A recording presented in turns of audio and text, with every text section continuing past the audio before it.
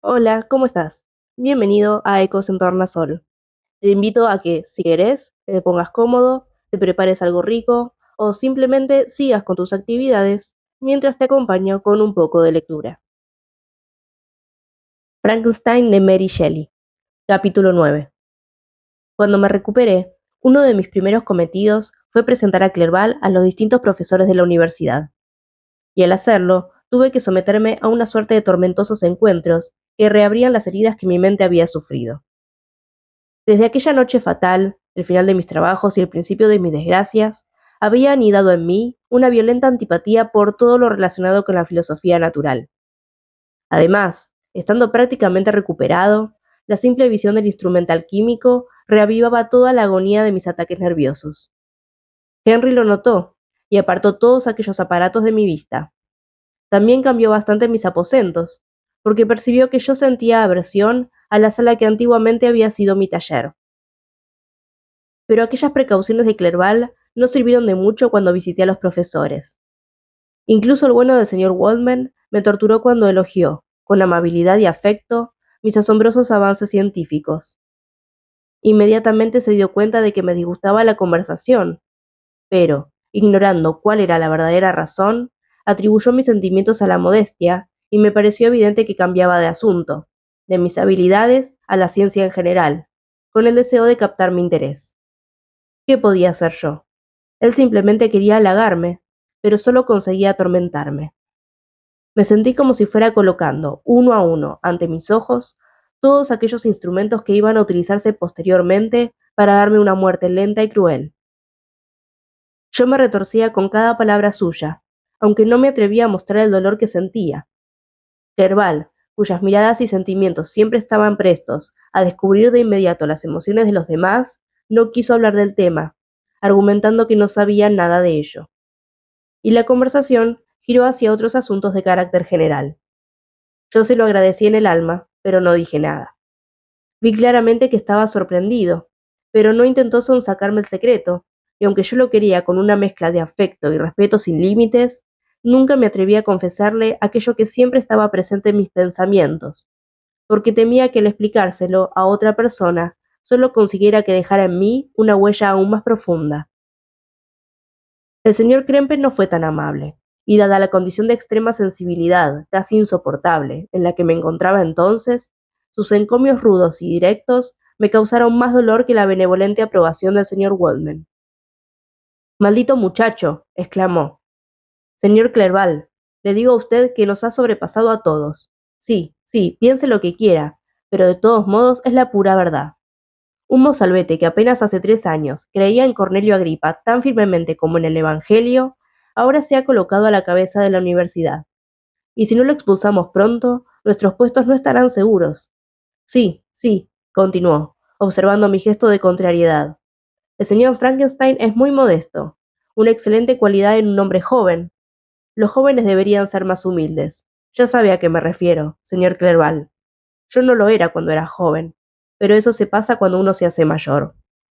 Entonces, el señor Krempe comenzó un elogio de sí mismo y felizmente desvió la conversación de un asunto que verdaderamente me estaba matando.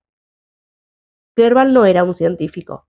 Su imaginación era demasiado viva para implicarse en la minuciosidad de las ciencias. Los idiomas eran su principal interés, así que deseaba aprender lo necesario para continuar los estudios por su cuenta cuando regresara a casa. El persa, el árabe y el hebreo atrajeron su atención tan pronto como consiguió adquirir un perfecto dominio del griego y el latín. Por mi parte, la inactividad siempre me había disgustado, y ahora que deseaba huir de toda reflexión y me repugnaban mis antiguos estudios, encontré un gran alivio al convertirme en compañero de clase de mi amigo, y no hallé solo instrucción, sino también consuelo en las obras de los autores orientales. Su melancolía es tranquilizadora y su alegría anima el alma hasta un grado que yo jamás había experimentado al estudiar a los escritores de otros países. Cuando uno lee sus textos, parece que la vida consiste en un cálido sol y jardines de rosas, en las sonrisas y los pucheros de una encantadora enemiga, y en la ardiente pasión que consume tu corazón. Qué diferente de la viril y heroica poesía de Grecia y Roma. El verano transcurrió en medio de aquellas ocupaciones, y mi regreso a Ginebra se fijó para finales de otoño. Pero se retrasó por varios incidentes y llegó el invierno y la nieve. Los caminos se pusieron intransitables, y mi viaje hubo de aplazarse hasta la primavera siguiente. Lamenté muchísimo ese retraso, porque deseaba de todo corazón volver a ver mi ciudad natal y a mis seres queridos. Mi regreso solo se había retrasado tanto porque no deseaba dejar a Clerval solo en una ciudad extraña antes de que hubiera conocido algunas personas. El invierno, de todos modos, transcurrió muy agradablemente, y aunque la primavera vino bastante tarde, su belleza compensó su tardanza. Ya se había cumplido el mes de mayo, y yo esperaba diariamente la carta que fijara la fecha de mi partida, cuando Henry me propuso una excursión a pie por los alrededores de Ingolstadt para que pudiera despedirme del país en el que había vivido durante tanto tiempo. Accedí con placer a su proposición. Estaba deseoso de hacer un poco de ejercicio, y Clerval siempre había sido mi compañero favorito en las caminatas de este tipo que yo solía emprender por los paisajes de mi país natal. Aquella excursión duró 15 días. Mi salud y mi ánimo se habían restablecido hacía tiempo, y habían adquirido renovado vigor con el aire saludable, los pequeños incidentes habituales del camino y la conversación de mi amigo. El estudio me había hecho antisocial. Había evitado cualquier relación con mis compañeros. Pero Clerval inspiraba los mejores sentimientos de mi corazón.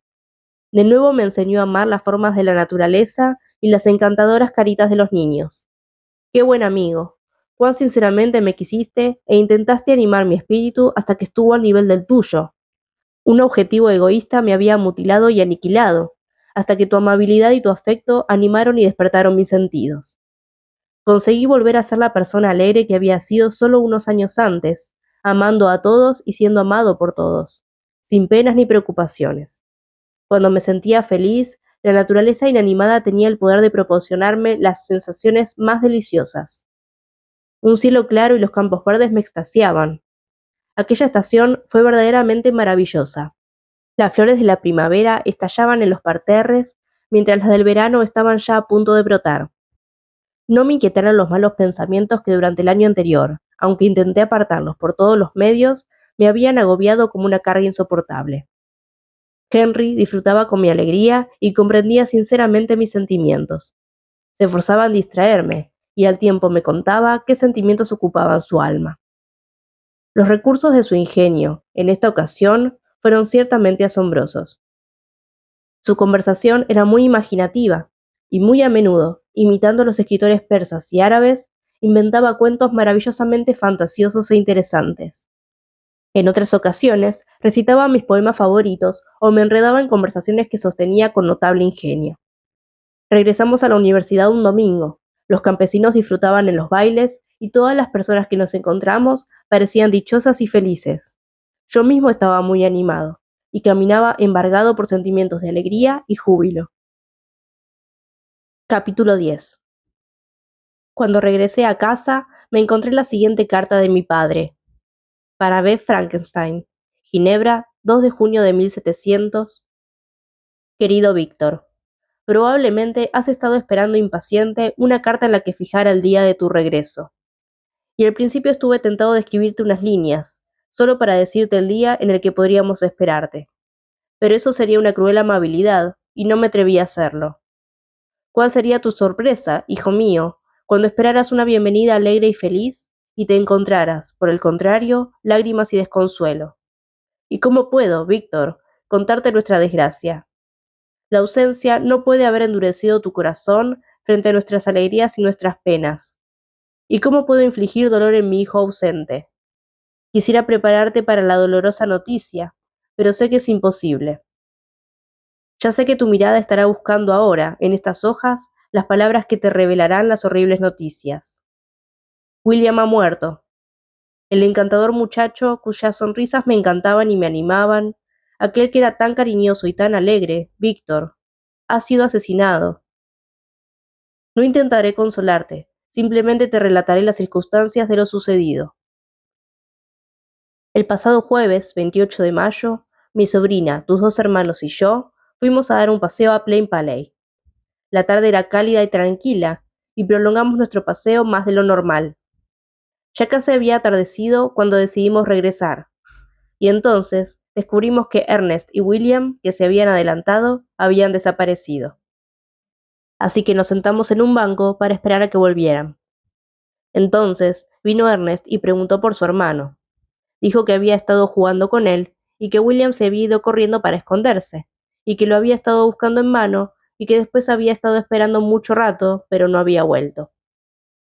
Esto nos asustó bastante, y continuamos buscándolo hasta que cayó la noche. Entonces, Elizabeth aventuró que tal vez podía haber regresado a casa, pero no estaba allí. Volvimos al lugar con antorchas, porque yo no podía vivir pensando que mi querido niño se había perdido y se había quedado a la intemperie, con la humedad y el rocío de la noche. Elizabeth también estaba angustiadísima. Alrededor de las 7 de la mañana descubrí a mi pequeño, al que la tarde anterior había visto rebosante de vitalidad y salud. Estaba tendido en la hierba, lívido e inmóvil. La marca de los dedos de su asesino estaba aún en su cuello. Lo llevamos a casa, y la angustia visible en mi rostro le reveló el secreto a Elizabeth.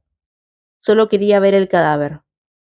Al principio intenté evitárselo, pero ella insistió, y entrando en la habitación en la que yacía, apresuradamente examinó el cuello de la víctima, y retorciéndose las manos, exclamó: «¡Oh, Dios mío! He matado a mi querido niño». Se desmayó y solo con mucha dificultad conseguimos reanimarla. Cuando volvió en sí, no hizo más que llorar y suspirar. Me dijo que aquella misma tarde William le había estado dando guerra para que le permitiera llevar una miniatura muy valiosa que tu madre le había regalado. Este retrato ha desaparecido, y sin duda fue el motivo por el cual el asesino cometió el crimen. Hasta el momento no hay ni rastro de él, aunque no hemos cesado en nuestras indagaciones para descubrirlo. Pero eso no nos devolverá a mi querido William. Vuelve, querido Víctor. Solo tú puedes consolar a Elizabeth. Llora constantemente y se acusa a sí misma, injustamente, de ser la causa de la muerte del niño. Sus palabras me parten el corazón. Todos estamos muy abatidos. Pero, ¿no será ese un motivo más, hijo mío, para que regreses y seas nuestro consuelo? Tu querida madre... Ay, Víctor, te aseguro que doy gracias a Dios, porque no vive para ver la muerte cruel y miserable de su pequeño. Vuelve, Víctor, pero no regreses albergando ideas de venganza contra el asesino, sino con sentimientos de paz y cariño que puedan curar las heridas de nuestro espíritu, en vez de abrirlas. Entra en esta casa de luto, hijo querido, pero con dulzura y afecto para aquellos que te aman, y no con odio hacia tus enemigos. Tu desdichado padre, que te quiere, Alphonse Frankenstein. Clerval, que había estado observando mi rostro mientras leía la carta, se sorprendió al observar la desesperación que sucedía a la alegría que mostré al recibir noticias de mis seres queridos. Tiré la carta en la mesa y me cubrí el rostro con las manos. «Mi querido Frankenstein», exclamó Henry cuando me vio llorar con amargura, «¿es que siempre tienes que estar triste? Amigo mío, ¿qué ha ocurrido?». Le indiqué que cogiera la carta y la leyera, mientras yo iba de un lado a otro de la habitación, nervioso hasta la desesperación. Los ojos de Clerval también derramaron lágrimas cuando leyó el relato de mi desgracia. «No puedo consolarte de ningún modo, amigo mío», dijo. «Tu tragedia es irreparable. ¿Qué piensas hacer?». «Ir inmediatamente a Ginebra. Ven conmigo, Clerval, para pedir unos caballos». Por el camino, Henry intentó animarme. No lo hizo con los tópicos habituales, sino mostrando una verdadera comprensión. «Pobre William», dijo. «Pobre chiquillo. Ahora descansa junto a su angelical madre. Sus seres queridos están de luto y lo lloran, pero ella descansa. Ya no siente las garras del asesino. La hierba cubre su precioso cuerpo y ya no sufre. Ya no podemos tener lástima por él. Los que han quedado vivos son los que más sufren, y para ellos el tiempo será el único consuelo». Aquellas máximas de los estoicos, según los cuales la muerte no se podía considerar un mal y que la mente del hombre debería estar por encima de la desesperación que produce la ausencia eterna del ser amado, no deberían ni siquiera tenerse en consideración. Incluso Catón lloró sobre el cadáver de su hermano. Clerval decía estas cosas mientras caminábamos a prisa por las calles. Las palabras se grabaron en mi mente y las recordé después, cuando estuve en soledad. Pero en aquel momento, en cuanto llegaron los caballos, salté al cabriolé y le dije adiós a mi amigo. El viaje fue muy triste. Al principio solo quería ir deprisa, porque deseaba consolar y confortar a mis seres queridos, tan apenados. Pero a medida que me fui acercando a mi ciudad natal, fui también acortando el paso. Apenas podía soportar la avalancha de sentimientos que se agolpaban en mi mente. Pasé por paisajes que conocía bien desde mi juventud y que no había visto desde hacía casi 5 años. ¿Cómo habría cambiado todo durante todo ese tiempo? Un cambio enorme, repentino y desolador, había tenido lugar. Pero mil pequeñas circunstancias podrían haber producido otras alteraciones poco a poco, y aunque se hubieran producido más pausadamente, no serían menos decisivas. El temor me invadió. Me daba miedo avanzar, aterrorizado ante mil peligros ocultos que me hacían temblar, aunque era incapaz de describirlos. Me quedé en Lausana 2 días, incapaz de seguir adelante. Contemplé el lago. Las aguas parecían tranquilas. Todo en derredor estaba en calma, y las montañas nevadas, los palacios de la naturaleza, no habían cambiado. Poco a poco aquella calma y aquel paisaje celestial me reanimó, y continué mi viaje hacia Ginebra. El camino discurría junto a la orilla del lago, y se hacía cada vez más estrecho a medida que me acercaba a mi ciudad natal. Distinguí muy claramente las negras laderas del Jura y la brillante cumbre del Mont Blanc, y lloré como un niño. Queridas montañas, mi precioso lago, ¿cómo recibiréis a vuestro hijo pródigo? Vuestras cumbres son blancas, el cielo y el lago son azules. ¿Es esto un presagio de felicidad o una burla de mis desgracias? Me temo, amigo mío, que le resultaré tedioso si sigo entreteniéndome en estos prolegómenos, pero aquellos fueron días de relativa felicidad y los recuerdo con placer. Mi tierra, mi amada tierra. ¿Quién, sino uno de tus hijos, puede comprender el placer que sentía al ver de nuevo tus arroyos, tus montañas y, sobre todo, tu precioso lago? Sin embargo, a medida que me acercaba a casa, la tristeza y el temor me invadieron. La noche se cerró a mi alrededor, y cuando apenas podía ver las oscuras montañas, mis sentimientos se tornaron más sombríos. Imaginé todos los peligros posibles, y me convencí de que estaba destinado a convertirme en el más desdichado de todos los seres humanos. Dios mío, cuánta razón tenía mis presagios. Y solo me equivoqué en una única circunstancia, que, en todas las desgracias que imaginé y temí, no pude ni siquiera sospechar ni la centésima parte de la angustia que el destino me obligaría a soportar. Capítulo 11. Ya era noche cerrada cuando llegué. Las puertas de Ginebra ya estaban cerradas, y decidí pernoctar en Secheron, una aldea que se halla a media legua al este de la ciudad. El cielo estaba sereno, y como me era imposible descansar, decidí ir a ver el lugar en el que mi pobre William había sido asesinado. Mientras caminaba, vi que una tormenta se estaba formando al otro lado del lago. Vi cómo los rayos trazaban bellísimas figuras, y subí a una colina desde la que podía ver cómo centelleaban. La tormenta avanzó hacia donde yo me encontraba, y pronto pude sentir cómo poco a poco iba cayendo la lluvia, al principio con gruesas gotas, aunque enseguida se desató con furiosa violencia. Me levanté y caminé, aunque la oscuridad y la tormenta se hacían más intensas a cada instante, y los truenos estallaban con un terrorífico estrépito. Se oían los ecos en la Salève, en el Jura y en los Alpes de Saboya. Violentos destellos de rayos me cegaban los ojos, e iluminaban el lago. Entonces, durante un instante, todo parecía quedar sumido en la oscuridad, hasta que el ojo se recobraba del destello anterior. La tormenta, como sucede a menudo en Suiza, apareció en varios lugares del cielo a un tiempo.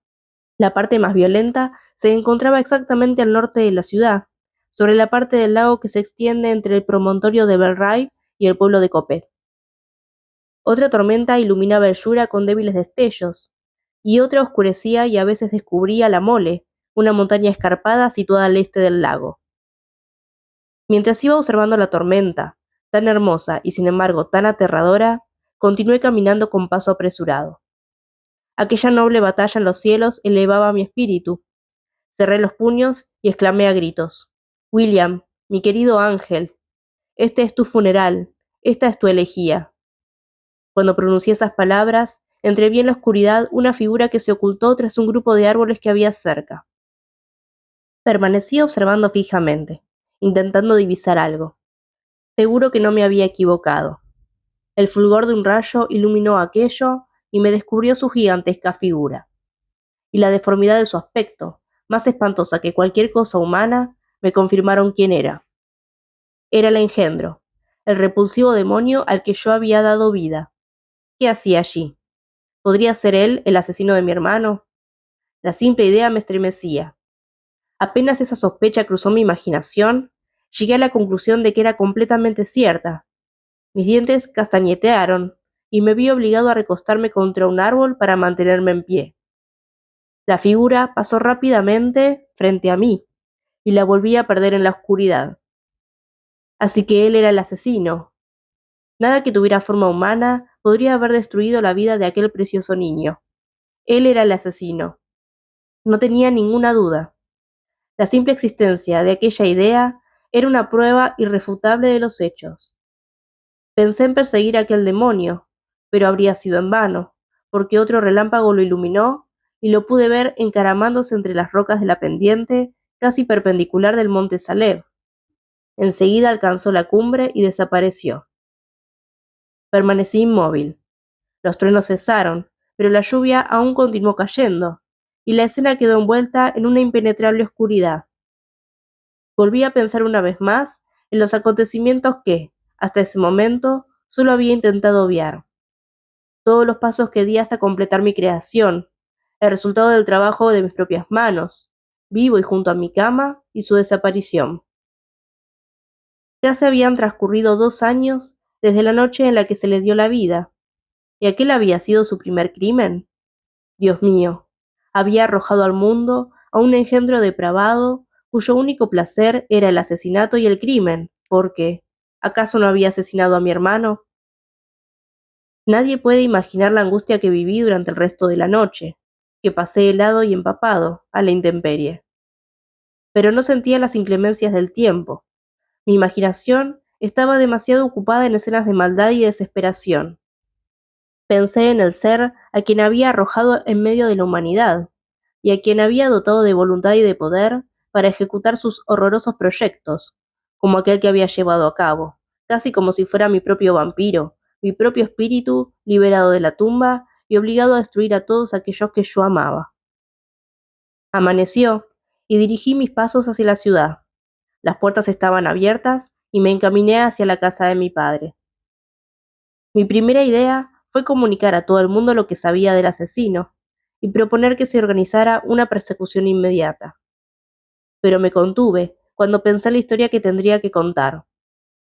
Me había encontrado a medianoche en los precipicios de una montaña inaccesible con un ser, al que yo mismo había creado y al que había dotado de vida.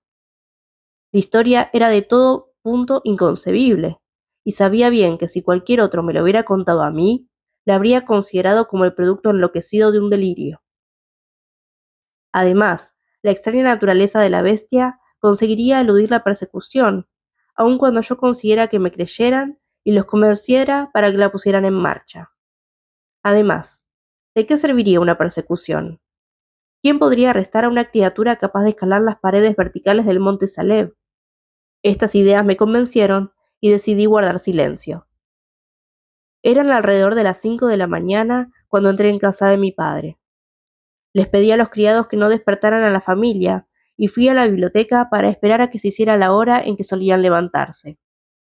Habían transcurrido 5 años.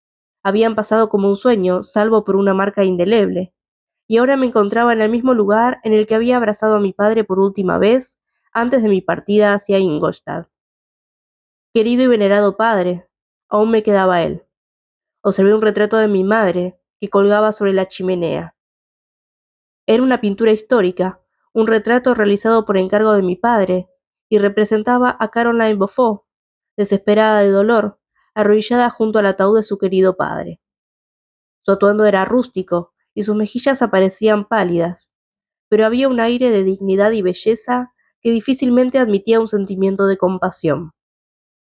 Debajo de ese cuadro había un retrato en miniatura de William, y se me saltaron las lágrimas cuando me detuve en él. Cuando así estaba absorto, entró Ernest. Me había oído llegar y había bajado apresuradamente a recibirme. Mostró una inmensa alegría al verme. Bienvenido, mi queridísimo Víctor, dijo. Ah, ojalá hubieras venido hace 3 meses. Entonces nos habrías encontrado a todos alegres y contentos. Pero ahora somos tan desgraciados que me temo que solo te darán la bienvenida a las lágrimas en vez de las sonrisas. Nuestro padre está tan triste. Parece que ha renacido en su espíritu la pena que sintió por la muerte de mamá, y la pobre Elizabeth no encuentra consuelo en nada. Ernest comenzó a llorar mientras decía aquellas palabras. No, no, le dije, no me recibas así. Intenta tranquilizarte, que no puedo sentirme absolutamente destrozado en el momento en que entro en la casa de mi padre después de una ausencia tan larga. Pero, dime, ¿cómo sobrelleva mi padre estas desgracias? ¿Y cómo está mi pobre Elizabeth? Necesita mucho consuelo, contestó Ernest. Se culpa de haber causado la muerte de mi hermano, y eso la hace muy, muy desgraciada. Pero desde que se ha descubierto al asesino... ¿Se ha descubierto al asesino? Exclamé. Dios bendito, ¿cómo puede ser? ¿Quién se atrevió a perseguirlo? Es imposible. Sería tanto como intentar atrapar los vientos o contener un torrente de la montaña con una rama. No sé qué quieres decir, replicó Ernest. Pero a todos nos entristeció cuando la descubrieron. Nadie podía creerlo al principio, y ni siquiera ahora Elizabeth está totalmente convencida a pesar de todas las pruebas. En efecto, ¿quién podría imaginar que Justine Moritz, que había sido tan amable y tan cariñosa con toda la familia, podría llegar a ser tan malvada? Justine Moritz, grité.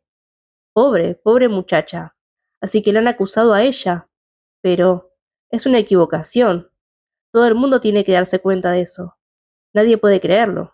¿Verdad, Ernest? Nadie lo creía al principio, dijo mi hermano. Pero se descubrieron varias circunstancias que nos obligaron a convencernos, y su propio comportamiento ha sido tan confuso y añade tal relevancia a las pruebas mostradas que, me temo, no deja lugar a dudas. La juzgarán hoy, así que podrás saberlo todo. Me contó que en la mañana en que se descubrió el asesinato del pobre William, Justine se puso enferma y se quedó en cama, y, varios días después, una de las criadas, cuando por casualidad revisaba el vestido que había llevado la noche del asesinato, descubrió en su bolsillo el retrato de mi madre, que hasta entonces se consideraba el móvil del crimen. La criada inmediatamente se lo mostró a uno de los otros criados, quien, sin decir ni una palabra a ninguno de la familia, fue al magistrado que ordenó apresar a Justine. Cuando fue acusada de los hechos, su extrema confusión confirmó en gran medida la sospecha.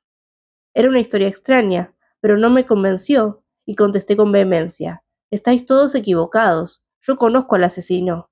Justine. Pobre, pobre Justine, es inocente.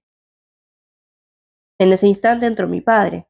Vi la tristeza profundamente grabada en sus facciones, pero intentó darme la bienvenida cordialmente y, después de intercambiar tristes saludos, habría hablado de cualquier otra cosa que no fuera nuestra tragedia, si no hubiera exclamado Ernest.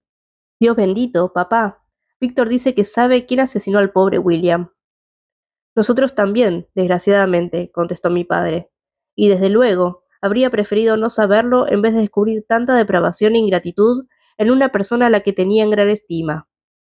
Querido padre, exclamé, estáis equivocados. Justine es inocente. Si lo es, replicó mi padre, que Dios impida que la condenen como culpable. Hoy la juzgarán, y espero sinceramente que la absuelvan. Aquellas palabras me tranquilizaron. Estaba firmemente convencido en mi interior de que Justine, es más, de que ningún ser humano era culpable de aquel crimen. Así pues, no temía que pudiera aportarse ninguna prueba circunstancial con la suficiente fuerza como para inculparla, y con esta seguridad me tranquilicé, esperando el juicio con inquietud, pero sin augurar un mal resultado. Capítulo 12. Elizabeth pronto se reunió con nosotros. El tiempo había operado grandes cambios en su aspecto desde la última vez que la había visto. 5 años antes era una muchacha bonita y alegre, a quien todos querían y mimaban. Ahora era una mujer tanto en la estatura como en la expresión de su rostro, que me pareció absolutamente adorable.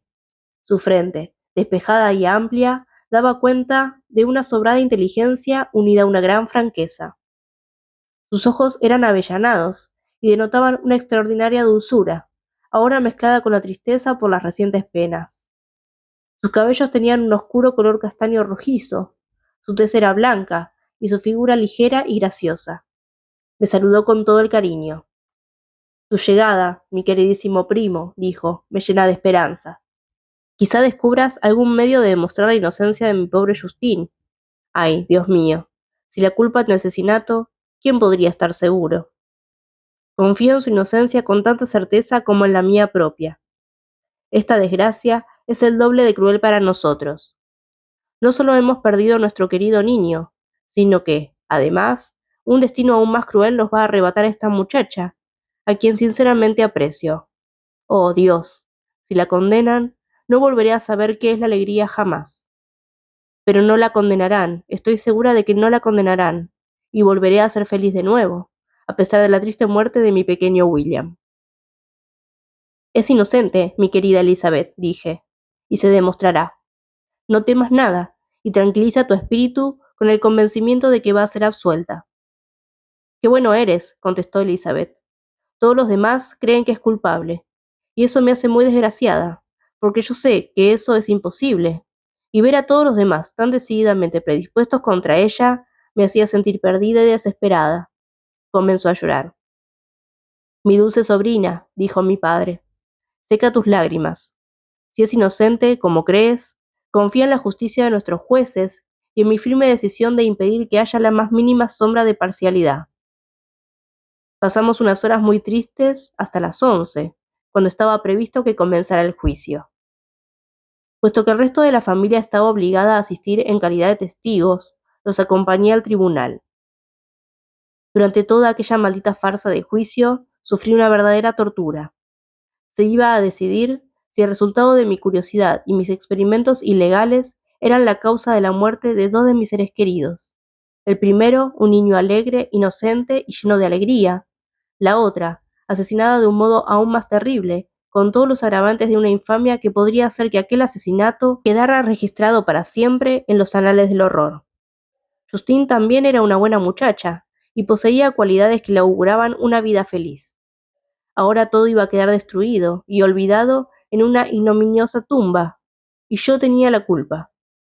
1000 veces me habría confesado culpable del crimen que se le achacaba a Justine, pero yo estaba ausente cuando se cometió, y una declaración semejante se habría considerado como la locura de un necio, y ni siquiera podría exculpar a la que iba a ser castigada por mí. Justine parecía tranquila, iba vestida de luto, y sus facciones, siempre atractivas, se habían tornado exquisitamente hermosas por la gravedad de sus sentimientos. Incluso parecía confiar en su inocencia y no temblaba, aunque había muchas personas mirándola e insultándola. Toda la piedad que su belleza podría haber suscitado a los demás fue arrasada por el recuerdo de la enormidad que, se suponía, había cometido. Estaba tranquila, aunque su tranquilidad era evidentemente forzada, y como su confusión se había aducido anteriormente como una prueba de su culpabilidad, se esforzaba en mantener una apariencia de serenidad. Cuando entró en la sala del tribunal, miró a su alrededor e inmediatamente descubrió dónde estábamos sentados. Las lágrimas parecieron enturbiar su mirada, pero se recobró, y una mirada de triste cariño pareció atestiguar su irrefutable inocencia. El juicio comenzó, y después de que el abogado hubiera sentado los cargos contra ella, se llamó a varios testigos. Algunos hechos casuales se confabularon contra ella, lo cual habría asombrado a cualquiera que no tuviera una prueba de su inocencia como la que tenía yo. Ella había estado fuera toda la noche en la cual se cometió el asesinato, y por la mañana temprano había sido vista por una mujer del mercado, no lejos del lugar donde posteriormente se encontró el cuerpo del muchacho asesinado. La mujer le preguntó qué hacía allí, pero ella la miró de un modo muy raro y solo le devolvió una respuesta confusa e ininteligible. Regresó a casa alrededor de las 8, y cuando alguien le preguntó dónde había pasado la noche, contestó que había estado buscando al niño y preguntó vehementemente si alguien sabía algo del pequeño. Cuando trajeron el cuerpo a la casa, sufrió un violento ataque de histeria y tuvo que guardar cama durante varios días. Entonces se mostró públicamente el retrato que la criada había encontrado en su bolsillo, y un murmullo de indignación y horror recorrió la sala del tribunal cuando Elizabeth, con voz temblorosa, admitió que era el mismo que había puesto en el cuello del niño una hora antes de que se le echara en falta. Se llamó entonces a Justine para que se defendiera. A medida que se había desarrollado el juicio, su rostro se había ido alterando. La sorpresa, el horror y el dolor se hacían ahora muy evidentes. A veces luchaba contra sus lágrimas, pero cuando se le pidió que hablara, hizo acopio de todas sus fuerzas y habló en un tono audible aunque con voz temblorosa. Dios sabe que soy absolutamente inocente, dijo, pero no espero que me absuelvan por lo que vaya a decir aquí. Baso mi inocencia en la simple explicación de los hechos que se aducen contra mí, y espero que la reputación de la que siempre he gozado incline a mis jueces a una interpretación favorable allí donde alguna circunstancia aparezca como dudosa o sospechosa. Entonces explicó que, con permiso de Elizabeth, había pasado aquella tarde, cuando se perpetró el crimen, en casa de una tía que vive en Shen, una aldea que se encontraba aproximadamente a una legua de Ginebra. Cuando volvía, alrededor de las 9, se encontró con un hombre que le preguntó si había visto al niño que se había perdido. Aquello la asustó y pasó varias horas buscándolo. Entonces cerraron las puertas de Ginebra y se vio obligada a permanecer varias horas de la noche en una granja. Pero, incapaz de descansar o dormir, se levantó muy pronto para volver a buscar a mi hermano. Si había llegado cerca del lugar en el que yacía el cuerpo, fue sin saberlo, y no era sorprendente que se hubiera mostrado confusa cuando aquella mujer del mercado le hizo algunas preguntas, puesto que estaba desesperada por la pérdida del pobre William. Respecto al retrato en miniatura, no podía dar ninguna explicación. Ya sé cuán grave y fatalmente pesa esta circunstancia concreta contra mí, añadió la infeliz, pero no puedo explicarlo. He confesado mi absoluta ignorancia al respecto, y solo me resta hacer suposiciones respecto a las razones por las cuales se colocó ese objeto en mi bolsillo. Pero también aquí tengo que detenerme. Creo que no tengo ningún enemigo en el mundo, y con seguridad, ninguno que pudiera haber sido tan malvado como para destruirme tan gratuitamente. ¿Lo puso el asesino ahí? No tengo conciencia de haberle dado ninguna oportunidad para que lo hiciera. Y si ciertamente le ofrecí sin querer esa oportunidad, ¿por qué habría robado la joya el asesino si pensaba desprenderse de ella tan pronto? Pongo mi causa en manos de la justicia de los jueces, aunque comprendo que no hay lugar para la esperanza, y ruego que se permita que se pregunte a algunos testigos respecto a mi carácter, y si sus testimonios no prevalecen sobre mi supuesta culpabilidad, tendré que ser condenada, aunque yo preferiría fundar mis esperanzas de salvación en mi inocencia. Fueron citados varios testigos que la habían conocido desde hacía muchos años, y todos hablaron bien de ella. Pero el temor y la aversión por el crimen del cual la creían culpable los tornó temerosos y poco vehementes. Elizabeth vio que incluso este último recurso, su disposición y su conducta excelentes e irreprochables, también iba a fallarle a la acusada, y entonces, aunque terriblemente nerviosa, pidió permiso para hablar. Soy, dijo, la prima del infeliz niño que fue asesinado, o más bien su hermana, porque fui educada por sus padres y viví con ellos desde mucho antes incluso de que él naciera. Así que tal vez se considere improcedente que declare aquí. Pero cuando veo a una criatura como ella estar en peligro solo por la cobardía de sus supuestos amigos, deseo que se me permita hablar para poder decir lo que sé de su carácter. La conozco bien. He vivido en la misma casa, con ella, al principio durante 5 años, y más adelante casi otros 2. Durante todo ese tiempo me ha parecido la criatura más amable y buena.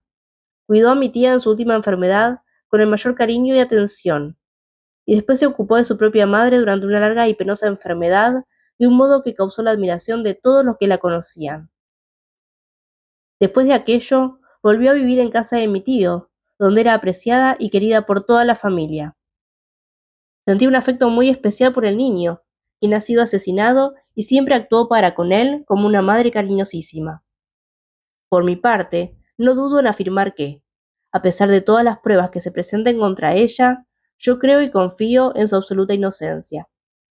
No tenía ningún motivo para hacer algo así. Y respecto a esa tontería que parece ser la prueba principal, si ella hubiera mostrado algún deseo de tenerla, yo se le habría dado de buen grado, tanto la aprecio y la valoro. Maravillosa Elizabeth. Se oyó un murmullo de aprobación, pero se debió a su generosa intervención, y no porque hubiera un sentimiento favorable hacia la pobre Justine, sobre la cual se volvió a desatar la indignación del público con renovada violencia, acusándola de la más perversa ingratitud. Ella lloraba mientras Elizabeth hablaba, pero no dijo nada. Mi nerviosismo y mi angustia fueron indescriptibles durante todo el juicio. Yo creía que era inocente, lo sabía. ¿Acaso el monstruo que había matado a mi hermano, no me cabía la menor duda, en su infernal juego, había entregado a aquella muchacha inocente a la muerte y a la ignominia? No podía soportar el horror de la situación, y cuando vi que la opinión pública y el rostro de los jueces ya habían condenado a mi infeliz víctima, abandoné la sala angustiado. Los sufrimientos de la acusada no eran comparables con los míos. Ella se apoyaba en inocencia, pero a mí las garras del remordimiento me desgarraban el pecho. Pasé una noche absolutamente miserable. Por la mañana volví al tribunal. Tenía los labios y la garganta ardiendo. No me atreví a lanzar la maldita pregunta, pero me conocían, y el oficial imaginó la razón de mi visita. Se habían emitido los votos, todos eran negros, y Justine fue condenada. Gracias por escuchar y dejarme acompañarte. Si te gusta este espacio, podés darle like, contarme qué te pareció esta lectura y suscribirte para no perderte los próximos capítulos y que este eco siga resonando en Tornasol.